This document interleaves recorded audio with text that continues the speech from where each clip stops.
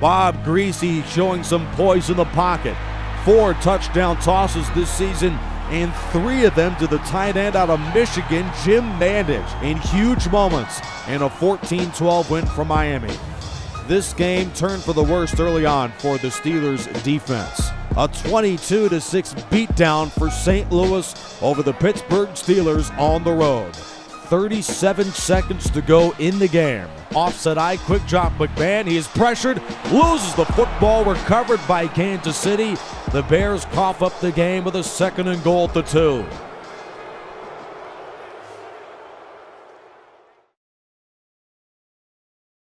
Welcome back to the DSFL 4. We are in week 4 with what is pitted as the game of the week. The top seed of the AFC is up for grabs as undefeateds battle at Memorial Stadium in Baltimore. 3-0 Patriots and 3-0 Colts tied with a field goal late in the opening half, but Brady connects with Randy Moss on a gain of 28 yards. Then in the red zone, Brady finds, you guessed it, Kyle Brady, the tight end out of Penn State, scores his 2nd touchdown of the year, and New England leads 10-3 late in the opening half. Next Colts drive led by the leading passer in terms of touchdowns this year, the quarterback out of Michigan State, Earl Morrall, throws into the arms of Teddy Bruschi, the veteran out of Arizona, gives the Patriots the ball, and New England, just as they did in so many games in 2007, would take full advantage. Brady to Moss. I'm not sure if you've heard of that connection before, but they would strike for the 3rd time this year. The end zone, Patriots 20, Colts 3 in the 4th quarter. Then here is Morrall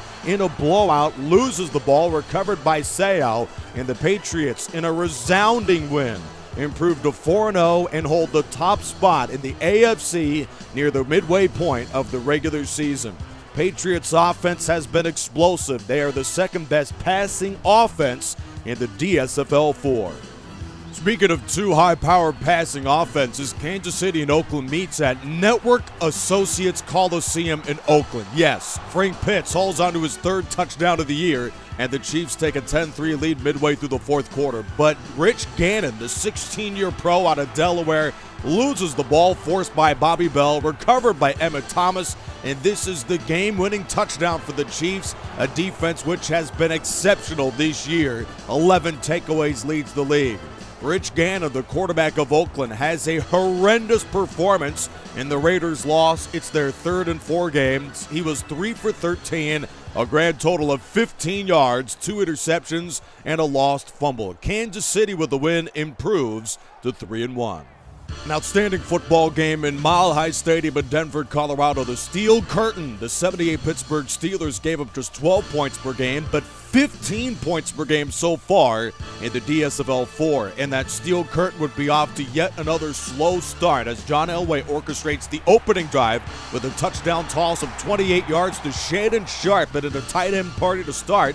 The 5-year pro at a Temple response. That's Randy Grossman, who didn't play all of just backup duties until Benny Cunningham, the main tight end, was injured for the Steelers midway through the 78 season.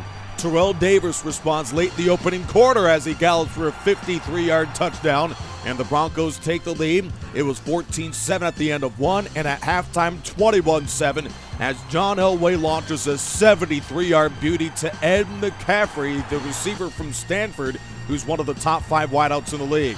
Lynn Swann, after a Pittsburgh field goal, responds with a 27-yard touchdown catch.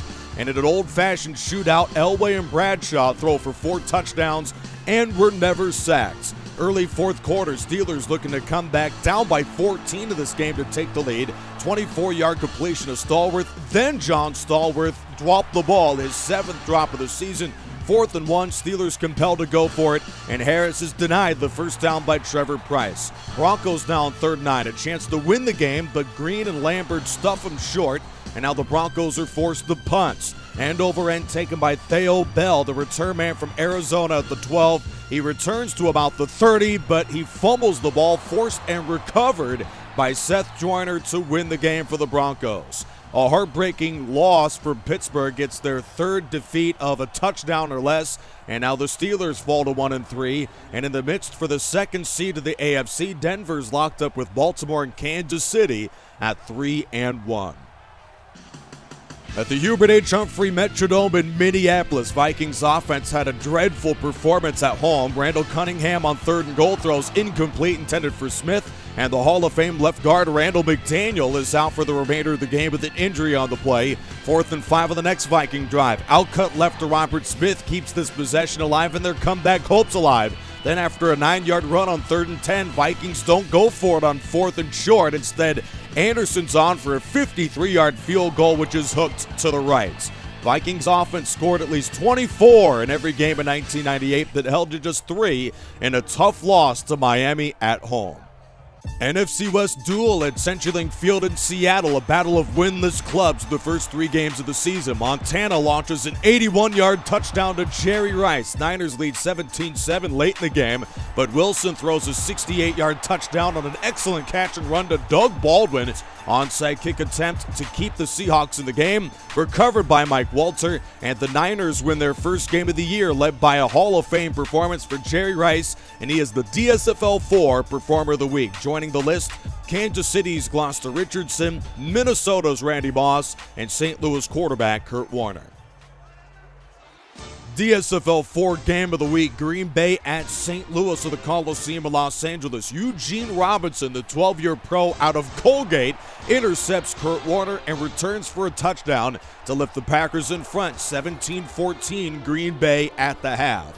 In a battle of the top 2 offenses in the NFC, the turning point came on defense. Linebacker Brian Williams, after a check down from Warner to Watson, gains only a couple. He commits a roughing the passer penalty, and the Rams convert with a Marshall Faulk touchdown. Green Bay leads 17-14. Warner and company looking for the game-leading drive with about 2 minutes to play. After a completion to Bruce, 3rd and goal from the 9, Warner throws end zone and finds Ernie Conwell on the back line, and the Rams have taken the lead. Green Bay must drive 70 yards to respond in just a bit over a minute. And Antonio Freeman makes a catch on a critical 3rd and 5 here. It's a gain for the Packers of 22 yards. Then another 16-yard hookup. This is to the tight end, Keith Jackson out of Oklahoma. And on 3rd and goal from the 1, this is for the game. Brett Favre throws end zone, and it's caught by Antonio Freeman to win the game with 2 seconds left.